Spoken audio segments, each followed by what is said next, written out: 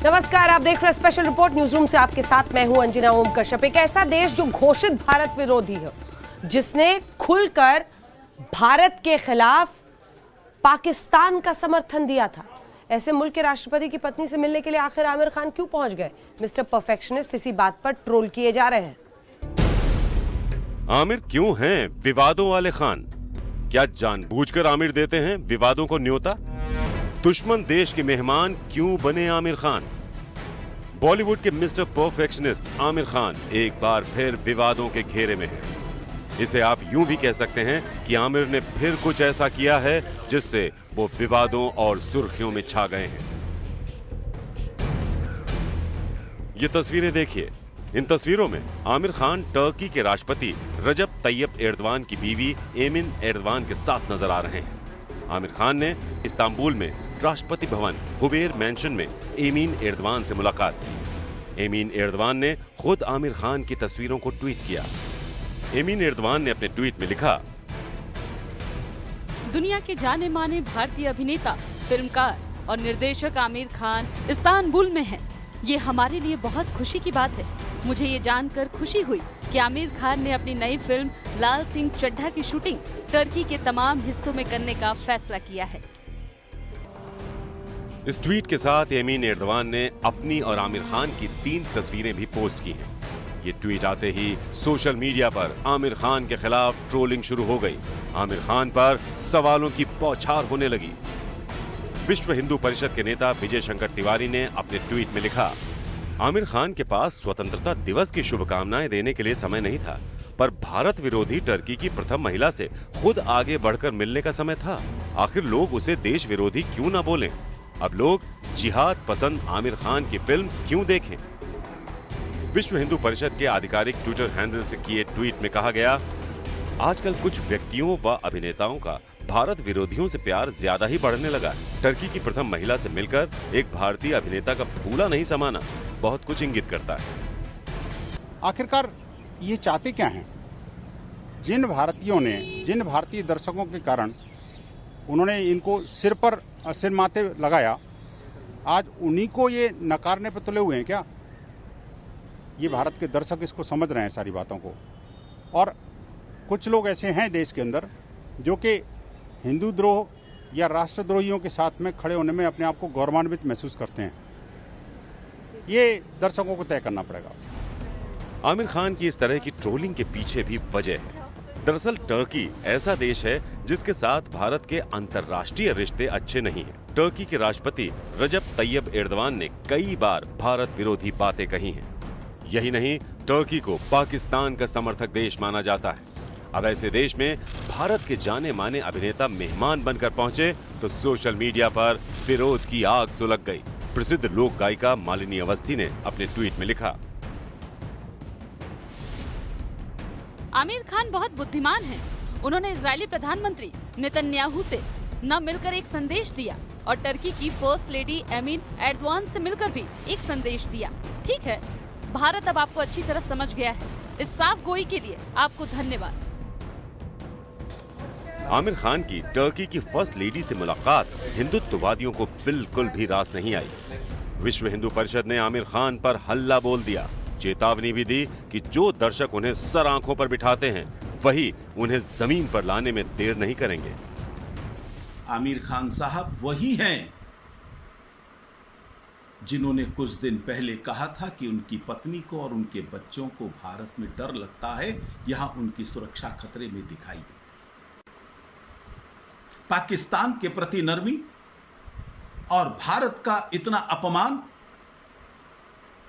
इसका कारण क्या है, यह आमिर खान को स्पष्ट करना चाहिए। लेकिन उन्हें यह ध्यान रखना चाहिए, आज उनकी जो ऊंचाई बनी है उसके लिए भारत की जनता का प्यार ही जिम्मेदार है। वही इनको इतनी ऊंचाई तक लेकर आया है। इसलिए भारत के प्रति नफरत निर्माण करना और भारत के दुश्मनों के प्रति प्यार दिखाना, ये दोनों चीजें उनके लिए भारी पड़ सकती हैं। हम शुरू करें? आमिर खान के महत्वाकांक्षी प्रोजेक्ट लाल सिंह चड्ढा की अभी शूटिंग भी पूरी नहीं हुई है कि विवाद शुरू हो गए हैं। सोशल मीडिया पर अभी से इस फिल्म के खिलाफ कैंपेन चलाने की धमकियां मिलनी शुरू हो गई हैं। यूजर्स खुलकर लिख रहे हैं कि एमिन एर्दवान से आमिर खान की मुलाकात उन्हें पसंद नहीं आई, लिहाजा लाल सिंह चड्ढा आमिर के लिए डिजास्टर साबित होगी। मॉर्निंग मामा। Good morning Rohan.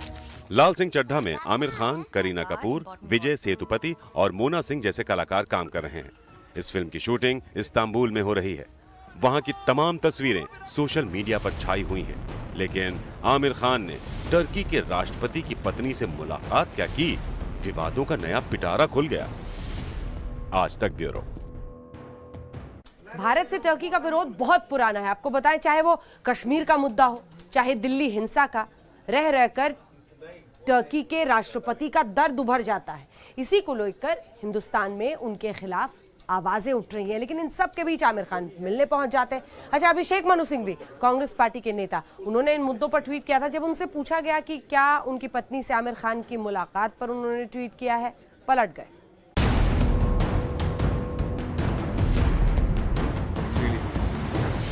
बॉलीवुड के अभिनेता आमिर खान की टर्की यात्रा और वहां की फर्स्ट लेडी से मुलाकात का मुद्दा देखते ही देखते सुर्खियों में छा गया। इसकी वजह भी साफ है।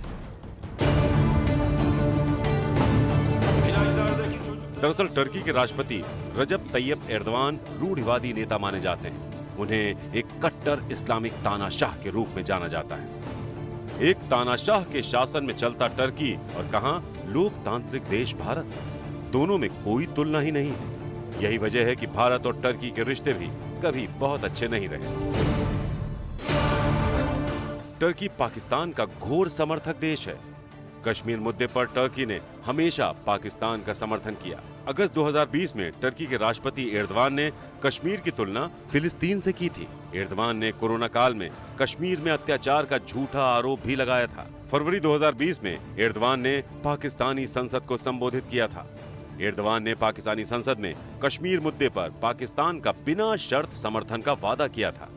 एर्दवान ने सितंबर 2019 में संयुक्त राष्ट्र महासभा में कश्मीर का मुद्दा उठाया था। एर्दवान ने कश्मीरियों के संघर्ष की तुलना पहले विश्व युद्ध में अपने देश के संघर्ष से की थी। टर्की के राष्ट्रपति एर्दवान का भारत विरोधी रुख इससे पहले भी कई बार सामने आ चुका है। इसी साल फरवरी में जब दिल्ली में हिंसा हुई थी तो उन्होंने कहा था, भारत ऐसा देश बन गया है जहां नरसंहार हो रहे हैं। कैसा नरसंहार? मुस्लिमों का नरसंहार। किसके द्वारा? हिंदुओं के द्वारा। टर्की के तानाशाह राष्ट्रपति एर्दवान का दिल पाकिस्तान के लिए धड़कता है। फरवरी महीने में उन्होंने अपने एक बयान में कहा था, आज कश्मीर हमारे लिए उतना ही अहम है जितना कि पाकिस्तानियों के। न्याय और निष्पक्षता के आधार पर मुद्दे का हल सभी के हित में है। टर्की कश्मीर मसले पर न्याय, शांति और संवाद के साथ खड़ा है। टर्की के राष्ट्रपति एर्दवान कट्टर इस्लामिक नेता हैं। उन्होंने हाल ही में टर्की में हागिया सोफिया को मस्जिद में तब्दील कर दिया था। अब ऐसे देश में जो भारत के हमेशा खिलाफ रहा है, जो भारत के मुकुट कश्मीर को लेकर पाकिस्तान का समर्थन करता है, उस मुल्क में भारत के एक बड़े अभिनेता का जाना उनके चाहने वालों को अखर गया। सुबह 9:24 पर कांग्रेस नेता अभिषेक मनु सिंघवी ने अपने ट्वीट में लिखा, एर्दवान स्वयं भू खलीफा बनने के मिशन पर हैं। वो हमेशा भारत विरोधी रहे हैं और उनकी अगुवाई में टर्की भारत में चरमपंथ की फंडिंग कर रहा है। टर्की भारत का सबसे बड़ा अदृश्य खतरा है। एर्दवान या उनके किसी परिचित पर भरोसा नहीं कर सकते।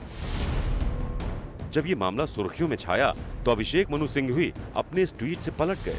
उन्होंने ट्वीट करके सफाई दी कि उनके इस ट्वीट से आमिर खान का कोई लेना देना नहीं है।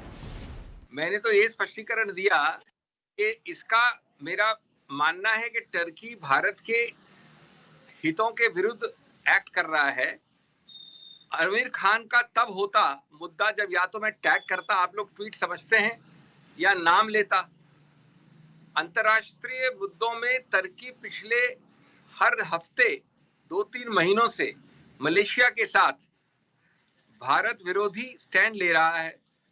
अगर मुझे कुछ कहना होगा आमिर खान के बारे में तो मैं झिझकूंगा नहीं उसके बारे में कभी बोलने में। इस पे क्या आपत्ति है? अभिषेक मनु सिंघवी ने अपने ट्वीट पर सफाई दी तो कांग्रेस की तरफ से भी सफाई आई कि ये विवाद ही फिजूल है। किसी से मिलना न मिलना उसकी अपनी पसंद है। I don't know Amir Khan at all, quite frankly. I'm a fan, but I don't know him at all. Now, who he's meeting and what he's doing is perhaps his concern. Good morning, guys. Morning. What's for breakfast? French toast. Wow. Aamir Khan की हर नई film के साथ विवादों का सिलसिला बन जाता है। लाल सिंह चड्ढा के साथ भी यही हुआ है। कभी कभी फर्क करना मुश्किल हो जाता है कि आमिर खुद विवादों से टकराते हैं या फिर वो विवादों को खुद ही न्योता देते हैं। अगर ऐसा नहीं है तो बेवजह दुश्मन देश की फर्स्ट लेडी से मुलाकात करने क्यों पहुंच गए? आज तक ब्यूरो। आमिर खान का विवादों से पुराना रिश्ता रहा है। कई बार उनकी फिल्में विवादों के घेरे में आई, कई बार उनके तौर तरीके, अच्छा अवार्ड्स फंक्शन में जाते नहीं हैं, लेकिन कई बार उन्होंने सलमान शाहरुख पर टिप्पणी कर दी जिसकी वजह से विवाद हुआ। उनकी फिल्म पीके में भी जिस तरह से धर्म को लेकर कुछ सीन्स थे उस पर हिंदूवादी संगठनों ने बहुत बवाल काटा था। फिल्म पीके के इस सीन को यूं तो स्टोरी की डिमांड कहा गया, लेकिन सवाल उठे कि मनोरंजन के नाम पर हिंदू देवी देवताओं का अपमान भला क्यों किया जा रहा है। अभिनेता आमिर खान पर इस सीन को लेकर सवालों की बौछार हो गई। धर्मगुरुओं ने उन्हें कटघरे में खड़ा कर दिया। आज एक बार फिर से ये सीन लोगों को याद आया जब सोशल मीडिया पर आमिर खान की तस्वीरें टर्की की फर्स्ट लेडी के साथ वायरल हुई। आमिर खान का विवादों से बहुत पुराना नाता है। करीब 5 साल पहले आमिर खान तब विवादों में आए थे जब उन्होंने असहिष्णुता के मसले पर यह कह दिया था कि उनकी पत्नी को भारत में रहने में डर लगता है। इस बयान के बाद आमिर खान का विरोध शुरू हो गया था। Do I agree with that? I also feel that there is a sense of insecurity, there is a sense of fear, there is a sense of more than there was earlier. Yeah, I think in the last maybe 6 months, 8 months, there has been a growing sense of despondency, I would say. I mean, when I sit at home and talk to Kiran, you know, Kiran and I have lived all our lives in India. For the first time, Kiran says, should we move out of India? Now, that's a disastrous and very big statement for Kiran to make to me. इस बयान के बाद आमिर खान को विरोध का सामना करना पड़ा था। उनका ये बयान सरकार को भी हजम नहीं हुआ था। शायद यही वजह है कि जनवरी 2017 में आमिर खान को इनक्रेडिबल इंडिया के ब्रांड एम्बेसडर पद से हटा दिया गया।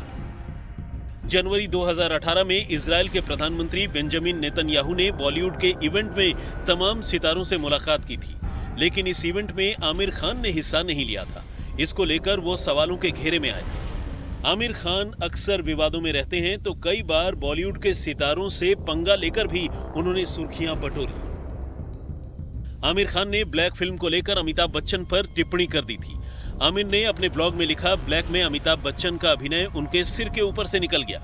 आमिर और शाहरुख खान का झगड़ा भी काफी चर्चा में रहा। दोनों कभी एक साथ फिल्म में नजर नहीं आए। आमिर ने कहा था उन्होंने अपने कुत्ते का नाम शाहरुख रखा है। आमिर खान ने मैडम तुसाद में अपना वैक्स स्टैचू बनाने की अनुमति देने से मना कर दिया था। इस पर भी विवाद हुआ। अपनी हर फिल्म के प्रमोशन के वक्त भी आमिर खान अनोखे तरीके आजमाते हैं। कई बार विवाद ही उनके प्रमोशन का तरीका बन जाता है। गाली गलौज से भरी उनके भांजे की फिल्म डेली वेली का प्रमोशन भी आमिर खान ने जब किया तो ये बताना नहीं भूले कि इसमें गालियों की भरमार है। तो क्या टर्की की फर्स्ट लेडी से आमिर की मुलाकात कहीं लाल सिंह चड्ढा का प्रमोशन स्टंट तो नहीं? सवाल अगर उठता है तो ये बेमानी भी नहीं है। आज तक ब्यूरो। और अब बात सुशांत सिंह राजपूत की। उनकी मौत की मिस्ट्री गहराती ही जा रही है। एक तरफ ईडी लगातार पूछताछ कर रही है। आज ईडी ने रिया चक्रवर्ती, उनके सीए, सबसे पूछताछ की है। दूसरी तरफ कई वीडियो सुशांत के सामने आ रहे हैं। ये वीडियो जरा पुराना जरूर है, लेकिन इसमें जिस तरह से मस्ती करते हुए दिख रहे हैं सुशांत अपनी भांजी मल्लिका के साथ, वो बताता है कितने जिंदा दिल इंसान थे।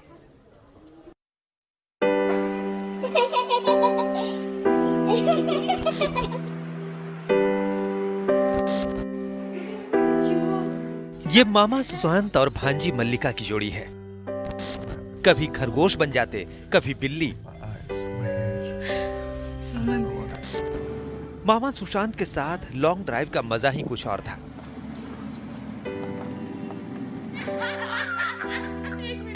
चार बहनों का दुलारा भाई और प्यारी सी भांजी मल्लिका।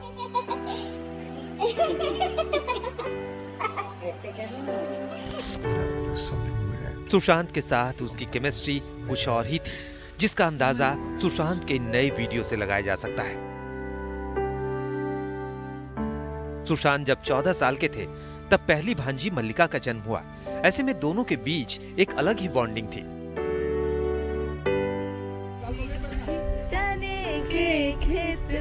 सुशांत की गोद में खेलने वाली मल्लिका अब 21 साल की हो गई है। मामा के साथ मस्ती करती, डांस करती। सुशांत मल्लिका के मेंटर भी थे। सुशांत ने मल्लिका को बड़े सपने देखने की प्रेरणा दी। क्रिएटिव राइटिंग के लिए मल्लिका अमेरिका पढ़ने गई। सुशांत ने वादा किया था कि ग्रेजुएट होने के बाद दोनों मामा भांजी नॉर्वे घूमने जाएंगे। अब खबरों की शुरुआत पालघर से आती है खबर के साथ कर रहे हैं, जहां पर एक फैक्ट्री में आग लगने की खबर है और जानकारी ये भी आ रही है कि 4 लोग इसमें घायल हो गए हैं। पालघर की केमिकल फैक्ट्री में ये भीषण धमाका हुआ है और उसकी वजह से जो नुकसान है धीरे धीरे उसकी जानकारी आ रही है। फिलहाल बताया जा रहा है कि 4 लोग गंभीर रूप से इसमें घायल हो गए हैं। तारापुर औद्योगिक क्षेत्र में ये हादसा हुआ है, जहां पर एक फैक्ट्री में धमाके की खबर है।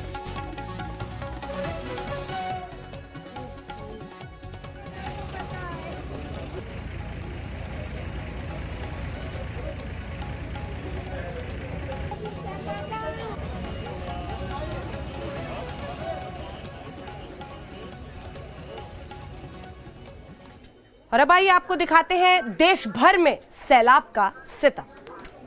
सैलाब में नजर आने लगी मौत। बाढ़ और बारिश ने जिंदगी खतरे में डाल दी। शहर के शहर डूब रहे हैं, गांव के गांव उजड़ रहे हैं। न इंसानों की बिसात, न वाहनों की कोई औकात। ये तबाही तो वाकई खौफनाक है। इंसान की मौत के खिलाफ ऐसी जंग आपने देखी नहीं होगी। इंसान जब मुश्किलों में घिरता है तो लड़ने का जज्बा और भी जोर पकड़ लेता है। तभी तो 16 घंटे तक चला बिलासपुर छत्तीसगढ़ में ये रेस्क्यू ऑपरेशन। आखिरकार इंडियन एयरफोर्स ने कमाल कर दिया। भारतीय वायुसेना ने दिखाया अपना दम।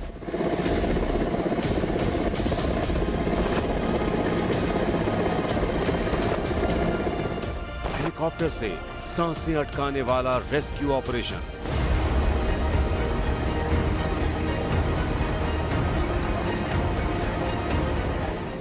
और MI हेलीकॉप्टर ने दी मौत को मात।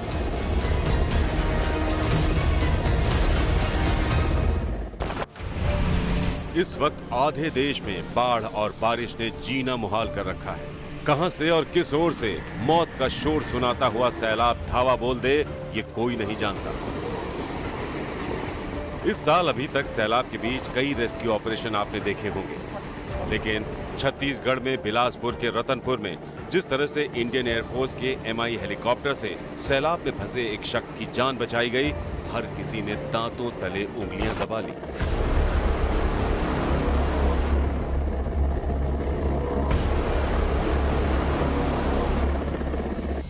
आज हम आपको पूरा रेस्क्यू ऑपरेशन दिखाएंगे। यकीन मानिए, आप भी इस रेस्क्यू ऑपरेशन को देखकर कहेंगे, ये तो वाकई अद्भुत है।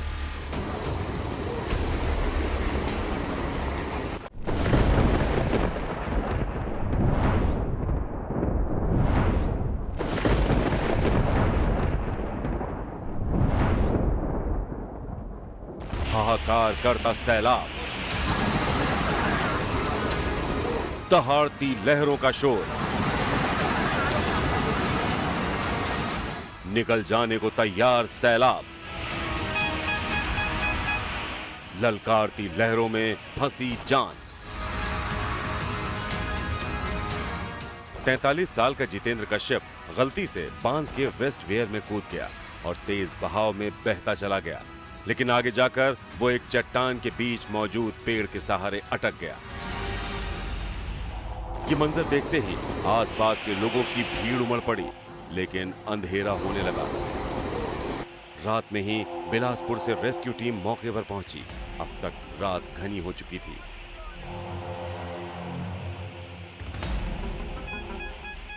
सैलाब के फंसा फंसा शख्स भी ठीक से नजर नहीं आ रहा था। साथ ही बहाव बहुत तेज था। ऐसे में रेस्क्यू करना भी आसान नहीं था। इस शख्स को लपकने के लिए मौत तैयार खड़ी थी, लेकिन इसने जिंदगी की टहनी को थामे रखा और पेड़ के सहारे मौत को मात देता रहा। इसी बीच इस शख्स को बचाने के लिए एयरफोर्स की मदद मांगी गई। वायुसेना रेस्क्यू ऑपरेशन के लिए तैयार हो जाती है, लेकिन रात का अंधेरा घना था। खराब मौसम और अंधेरे की दोहरी मुसीबत। वायुसेना चाहकर भी कुछ नहीं कर सकती थी। रात ढलने का इंतजार करने के अलावा कोई रास्ता नहीं था। ऐसे ही रात गुजर गई, सूरज निकलने के इंतजार में। और जैसे ही पहली किरण निकली, इंडियन एयरफोर्स ने अपना MI-17 हेलीकॉप्टर मोर्चे पर लगा दिया और 16 घंटे बाद एयरफोर्स ने सोमवार सुबह 7 बजे इस शख्स को रेस्क्यू करके सैलाब से सही सलामत बाहर निकाला।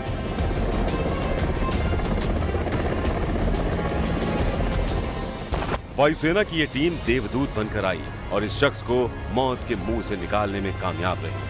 मौके पर मौजूद सभी लोगों ने तालियां बजाकर देवदूतों को सलाम किया। छत्तीसगढ़ पुलिस ने बाकायदा बयान जारी कर शुक्रिया कहा। रेस्क्यू के जो भी नॉर्मल तरीके हम लोग कोशिश कर सकते थे, वो हम लोगों ने कोशिश करी। SDRF की टीम जो ज़िले की है उसने भी ट्राई किया। फिर SCCL और NTPC वालों से भी मदद ली गई, तो उनके लोग भी कोशिश की, लेकिन फिर अंधेरा होने से रेस्क्यू में दिक्कत भी आ रही थी। और फिर रात को देर रात हेलीकॉप्टर के लिए कोशिश की गई खाले की तरफ से, और जिसकी वजह से फिर वो सुबह हेलीकॉप्टर के इंडियन एयरफोर्स के चॉपर के माध्यम से रेस्क्यू हो पाया। हम आपको बता दें कि छत्तीसगढ़ में कुदरत तांडव मचा रही है। सुकमा से लेकर बीजापुर तक हालात बदतर हैं। यहाँ पिछले 7 दिनों से भयंकर बारिश हो रही है, जिसके चलते नदी नाले उफान पर हैं। हाईवे पर भी पानी आने से रास्ते जाम हो गए हैं। बिलासपुर से मनीष शरण के साथ आज तक ब्यूरो। और अब बारिश का कहर आपको गुजरात राज्य में दिखाते हैं। चाहे वडोदरा हो, तमाम अन्य इलाकों हो, इतना पानी भर चुका है शहर दर शहर। मतलब कुछ जगहों की तस्वीरें ऐसी हैं जहां पर मगरमच्छ घरों की तरफ आ रहे हैं, सड़कों पर पहुंच रहे हैं। लोगों में दहशत भी है।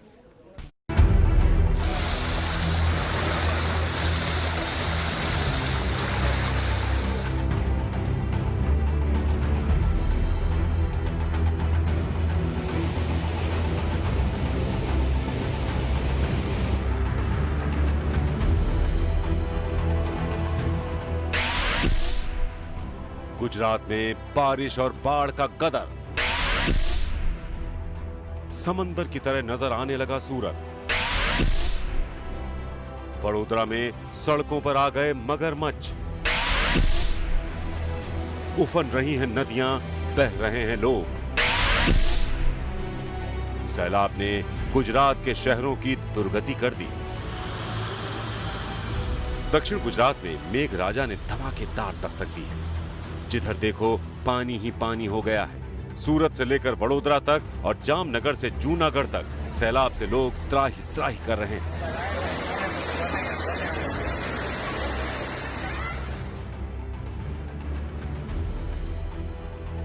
बात अगर सूरत जिले की करें तो सूरत एक टापू की तरह नजर आने लगा है। सूरत के ग्रामीण इलाके जैसे महुआ और मांडवी में तो भयंकर बारिश हुई है। यहाँ सिर्फ 6 घंटे में 7 इंच बारिश रिकॉर्ड की गई।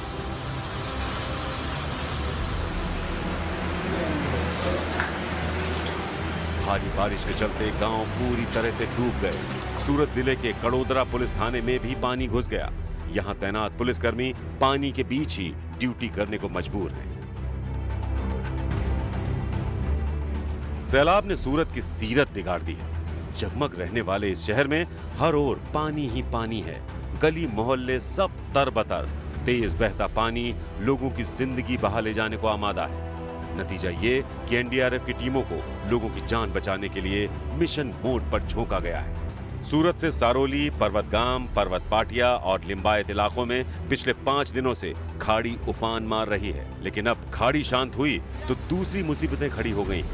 यहाँ इतना पानी भर गया था कि दुकानों में रखा सारा सामान बर्बाद हो गया है। और हमारा इधर ये कारखाना है, पूरा मार्केट लघु उद्योग है, मतलब अपना मोटरी भी है, लोम खाते भी है, पूरा एक एक माला पूरा भर चुका है और नीचे उसमें सामान भी था वो भी पूरा नुकसान खराब हो चुका है।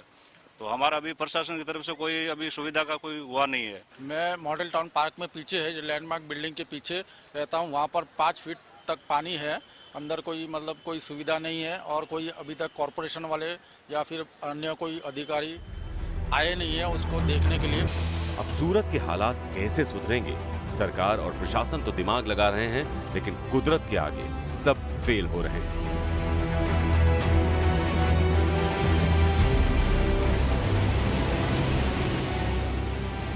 जूनागढ़ की ये तस्वीरें देखिए, बेहद खौफनाक तस्वीरें, देखकर ही रूह कांप जाए। जूनागढ़ के जामजोर वाटरफॉल का ऐसा हाल हो गया, भारी बारिश की वजह से यहाँ हालात चिंताजनक हो चुके हैं।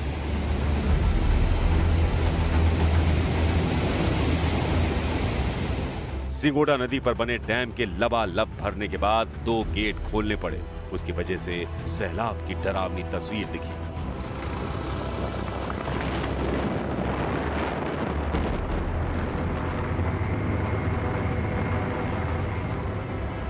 जूनागढ़ के विसावदार इलाके की ये तस्वीर देखिए, लगातार बढ़ते पानी की वजह से सड़कें डूब चुकी हैं। नदियों की धारा में लोगों का सहारा छिन चुका है।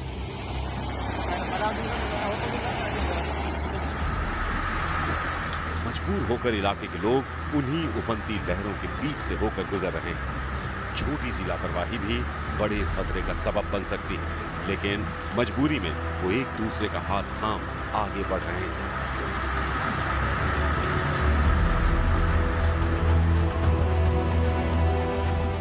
और वडोदरा की इस तस्वीर को देखिए, मगरमच्छ सड़कों पर आ गए हैं। इन मगरमच्छों को देखकर लोग डरे हुए हैं।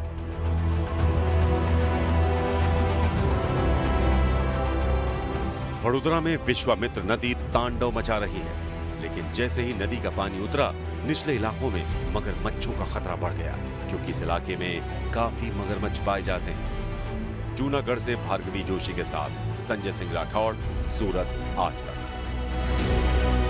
और अब गुजरात से आपको पड़ोसी राज्य राजस्थान लिए चलते हैं। किसने सोचा था कि रेगिस्तान वाले राजस्थान में भी बाढ़ और बारिश का कहर हो सकता है। जयपुर जलपुर में तब्दील हो गया है, जगह जगह भारी बारिश, और इसकी वजह से पिंक सिटी जैसा मिट्टी से दबता हुआ दिखाई दे रहा हो कई हिस्सों में।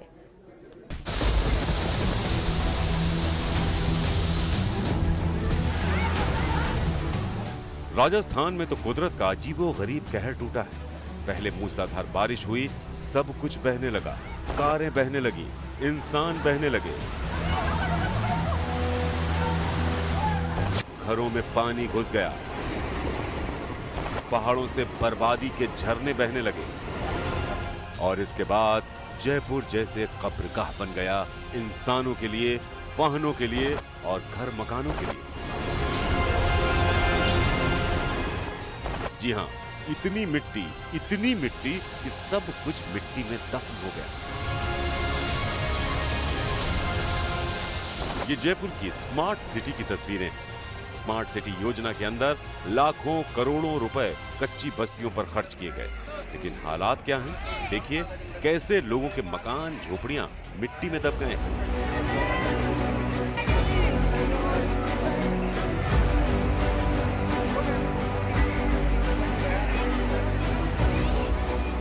प्रशासन अब तक मौके पर नहीं है।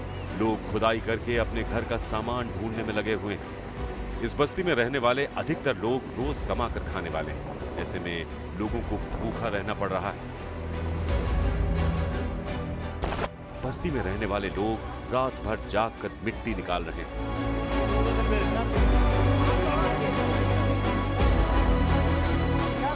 नेता आए और चले गए। स्थानीय लोगों का आरोप है कि अब तक प्रशासनिक अधिकारियों ने कोई सुध नहीं ली है। हम आपको बता दें कि बारिश के कारण मिट्टी के टीले का कटाव हो गया और पानी के तेज बहाव में मिट्टी के टीले का एक बड़ा हिस्सा ढह गया और बस्ती के कच्चे पक्के मकानों में बहकर आ गया। अब घरों और बस्ती में करीब 5 से 6 फीट मिट्टी जम गई। वाहन मिट्टी में दफन हो गए, घर का सामान भी जमींदोज हो गया है। 3 दिन बाद भी प्रशासन नदारत है, लेकिन नगर निगम की तरफ से 2 जेसीबी भेजी गई हैं और अब सामान को खोद कर निकाला जा रहा है।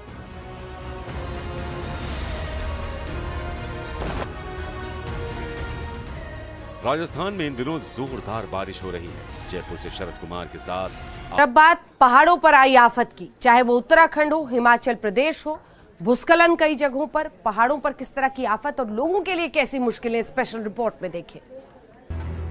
मूसलाधार बारिश के बाद जम्मू में लैंडस्लाइड हुआ और सड़क का एक हिस्सा जमींदोज होने से कई कारें इसमें समा गईं। कांगड़ा में भारी बारिश के बाद पहाड़ टूटकर हाईवे पर आ गिरा, जिसकी वजह से कांगड़ा होशियारपुर हाईवे पर कई मुसाफिर कीचड़ में फंस गए। समेला टनल में जल भराव से यहां लंबा जाम लग गया। सैकड़ों मुसाफिर घंटों जाम के झाम में फंसे रहे। उत्तराखंड के टिहरी में मूसलाधार बारिश के बाद भारी भरकम चट्टान हाईवे पर आ गिरी, जिसकी वजह से गंगोत्री हाईवे को बंद करना पड़ा। बीते कई दिनों से इस हाईवे में कई बार भूस्खलन होने से मुसाफिरों को भारी मुसीबतें झेलनी पड़ रही हैं। टिहरी से कृष्ण गोविंद के साथ अशोक रैना, कांगड़ा, आज तक। और इसी के साथ स्पेशल रिपोर्ट में इतना ही। देश दुनिया की बाकी खबरों के लिए आप देखते। नमस्कार, मैं हूं अंजना ओम कश्यप। हमें उम्मीद है ये वीडियो आपको पसंद आया होगा। लेटेस्ट खबरों के लिए यूं ही देखते रहिए आज तक, और इस वीडियो के पसंद आने पर लाइक, शेयर एंड सब्सक्राइब करना ना भूलें।